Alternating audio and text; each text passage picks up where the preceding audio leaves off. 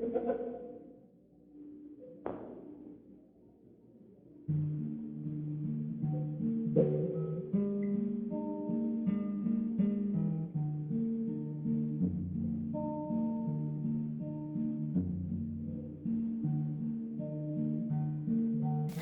everyone, and welcome to the premiere of our newest show, F-Bomb Friday, and that stands for Folklore, Fables, Fiction, and Frights. I am your host, Tracy Preston, along with my husband, Todd Preston. Hey, hon. Hey, baby. Todd and I are going to be bringing you more Michigan-only stories.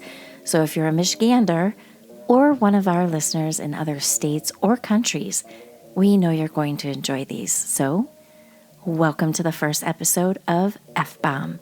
Let's hit it.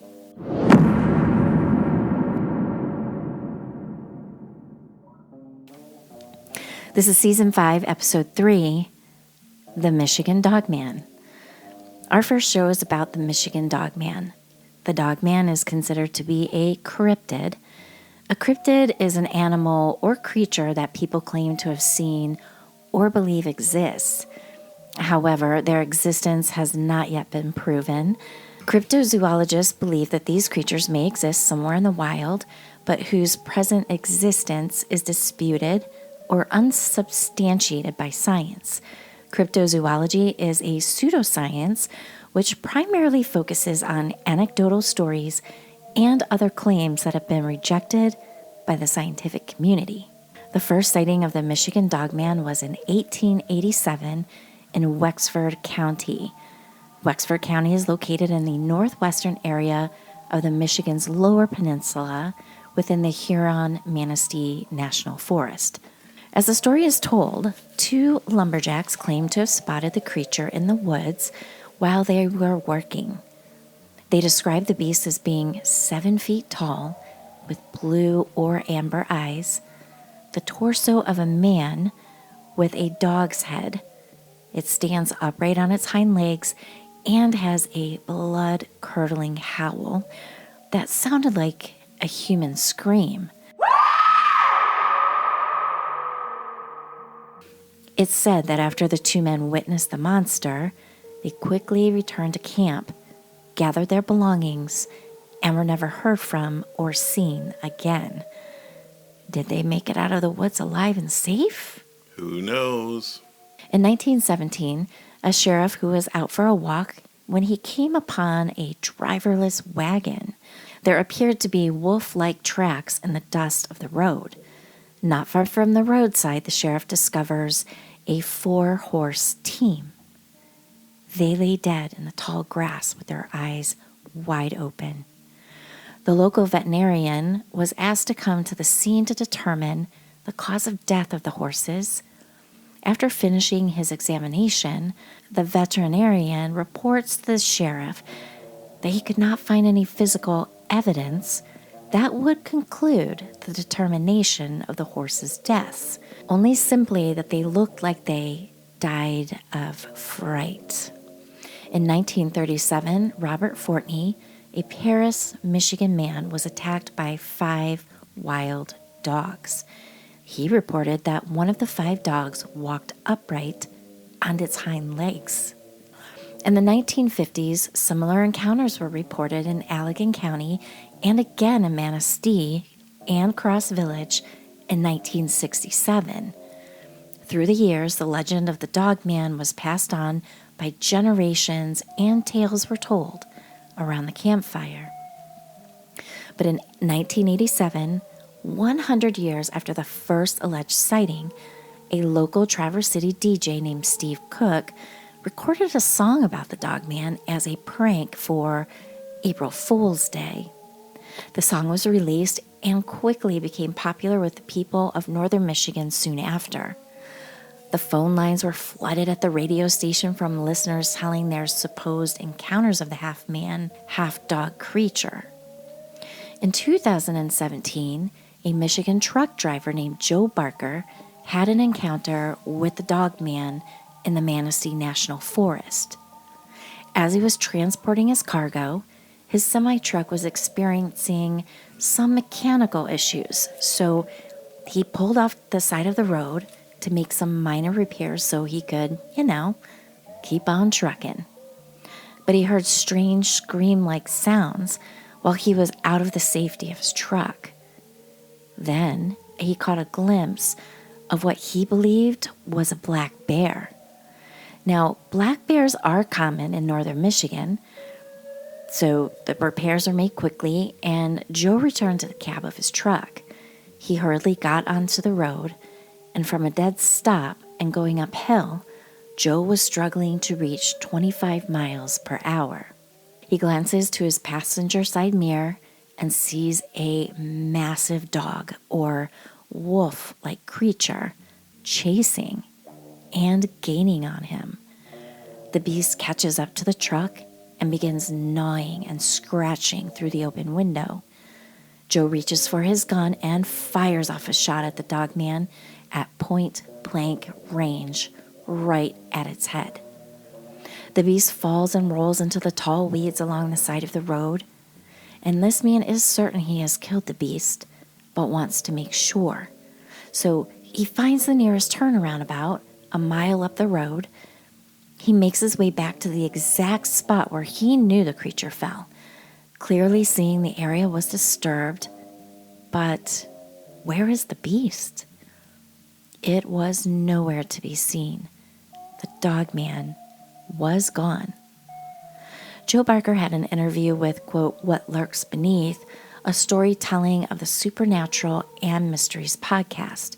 And you can find the full-length interview on YouTube, and it's about 40 minutes long. Now, not sure if you all caught it.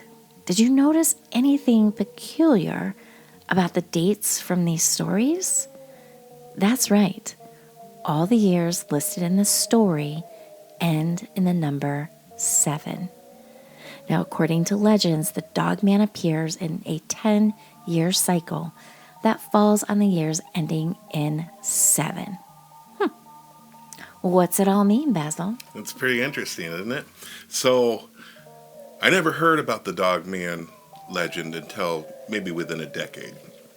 And more people I knew that would hang around and go hunting and fishing in northern Michigan would tell me these stories. And I was really intrigued because I always thought the Wolfman was really cool. I was like, wait a second, Michigan's got its own Wolfman?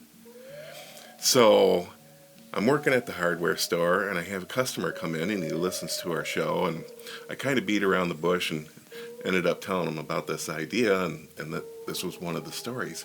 He can't wait to hear this story because he has buddies that he goes up and goes hunting and fishing with in northern Michigan, and they swear that they've seen this creature.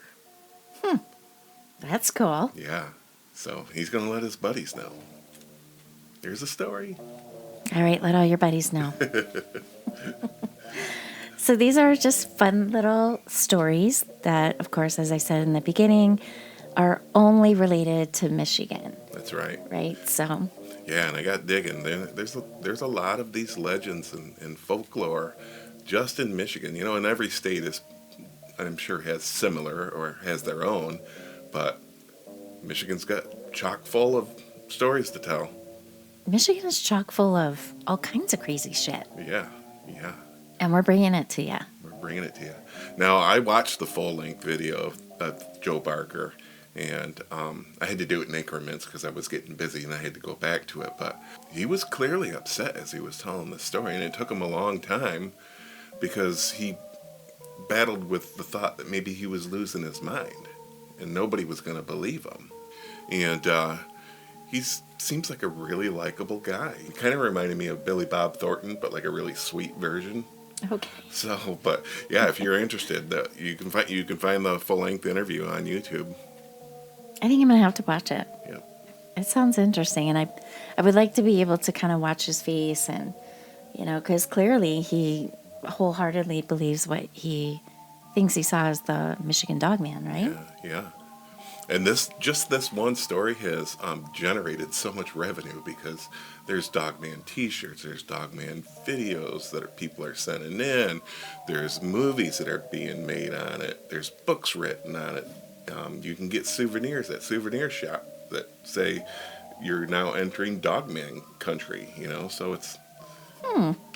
That's cool. And I was just talking to a friend of mine last night, and she even was like, yeah, I've heard of that. Yeah. I've never heard of it until you brought it up, but who knows? I'm sure there's plenty of people out there who have heard of it, right? Right. I think a Dogman movie would be really cool. Yeah. Well, and it's described, this Dogman is anywhere between 7 feet and 10 feet tall. That's a big beast. That is a big beast. And according to Joe's account, he's sitting inside his truck at least 9 feet off the ground, and this creature is looking him dead in the eye through the window. It's kind of like an ostrich running real fast, moving. He kind of looks over at you, keeping time with you. An ostrich would freak me out, let alone the Michigan Dogman. Well, ostriches are kind of scary too. Ostriches are very scary. I do not want to tangle with an ostrich or an emu. It's the same bird, just different color, right? Yeah, it's also noted that the legend of the Dogman could have been, inspired by Native American folklore as well. As being a protector of the forest. So, I mean, there are some similarities for sure. We'll have to look that up. Yeah. Very cool. Again, these are just short little stories. Some might be a little bit longer than others, but we just thought it would be something fun to bring to you. Another Michigan-only based show. Oh, we should probably add that our friend Alan also does the theme song for F-Bomb Fridays as well. Yeah, so we want to thank Alan. He's extremely talented. He writes, composes a ton of music, and he's been playing guitar since, I think, his sister told me, since he was about 12 years old. So we are so thankful. Thank you so much, Alan, for bringing this hauntingly beautiful theme song to F-Bomb Friday. So here's to you, Alan. Cheers, dude. Thanks so much. All right, so before we sign off, we have a couple words of advice for you. Hit it, hun. Lock your doors, lock your windows, and check under your bed. You might have 3 witches like I did. Have a great week, everyone. We'll see you on Monday. See you on Monday.